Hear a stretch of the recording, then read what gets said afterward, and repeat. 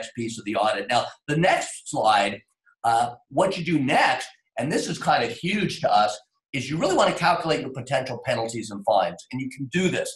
The penalties that Mexican Customs will issue for different types of errors is well published. There's a lot of information on it out there. We have a whole methodology on how we do this. But you want to understand what your out and out real risk is, so that when you present this maybe to management, you say, these are the potential consequences. Doesn't mean it's going to happen, but we always want to understand worst case. What's worst case and what Mexican Customs has the authority to do. Exactly. Legally, they have this authority. Legally, they can do this. Now, if they do that, you can bitch and moan, you can argue, you can complain, but legally they have the authority, and that's what you kind of want to understand. Now, you could obviously mitigate these penalties. You could obviously negotiate these penalties, but we always like to understand worst case. By the way, Mexican penalties are among the highest in the world. Yes. They are way, way, way higher than the U.S. standards, and they will issue 100%, 200% penalties like it's nothing. It's amazing. You'll see some error, and you'll go, and you get a penalty, and you're going, this isn't even, how they even get it that big? Well, legally, they can do that. And again, they have different standards for different errors, but it's amazing what they'll come out of the box with. Now, some companies, it's crazy, they cave. They literally cave. They get that big penalty and they pay it. We're thinking, what the heck did you pay that for? You can fight it, you can mitigate it, you can negotiate it. Sometimes you even have to litigate it and actually take it to court. And in Mexico, that's actually a process that you can do quite a bit, is actually you go and you sue the government over the penalty that they're trying to get against you.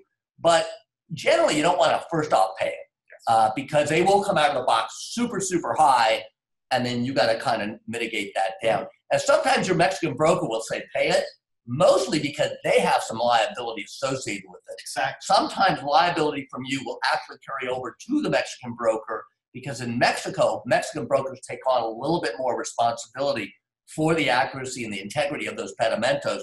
So do not listen to your Mexican broker when it comes to the payment of penalties. Strongly recommend against that. Sometimes they have a conflict of interest. You really want to maybe go out to a third party, certainly maybe a Mexican attorney, somebody like us, and really get our opinion first, should we or shouldn't we? I will tell you that 90% of the time, we can cut those things way down dramatically and make it look good with customs at the same time. So you want to be careful with that. If you do get into that situation, don't jump the gun. Sometimes they'll try to scare you with these nasty numbers, and it's like, it's huge. And of course, then everybody in the company gets excited up to the C-level, and they're saying, what the heck is this? We got this multi-million-dollar peso penalty. They're always in pesos, so they always look bigger than they really are because it's 17-1. So you'll get these multi-million-dollar penalties, but it's pesos, so you got to kind of mitigate that down. But even $1 million peso penalty, that's a lot of money.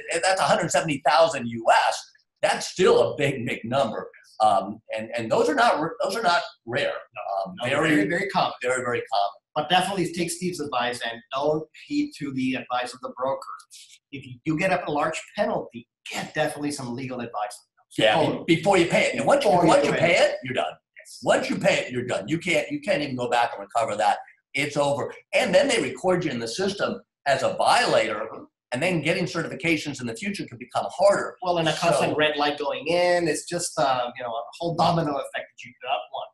Yeah. So you want to set it up right going forward. And number 4, after you calculate the penalties, and you go to the next screen, again, as I showed you, calculating the penalties are different methodologies based on what they are. By the way, the penalties are generally just like they are in the U.S. They're per entry, or in this case, per pedimento. So if you have violations and you have, 1,000 pedimentos, that's the multiplier effect. They'll go ahead and apply it per pedimento. That's where these numbers just explode.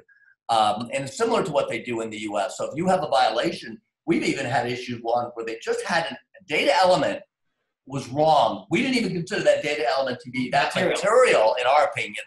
And they hit them with this nasty penalty because that data element error was wrong on every pedimento going back 5 years. And they hit them with this massive penalty. And we're thinking, this is not even a material issue in our opinion. But again, legally, it was an error. And legally, Mexican Customs had the legal authority to issue that kind of a penalty for that kind of an error. and again, negotiated like crazy, and that thing was dropped down to almost nothing.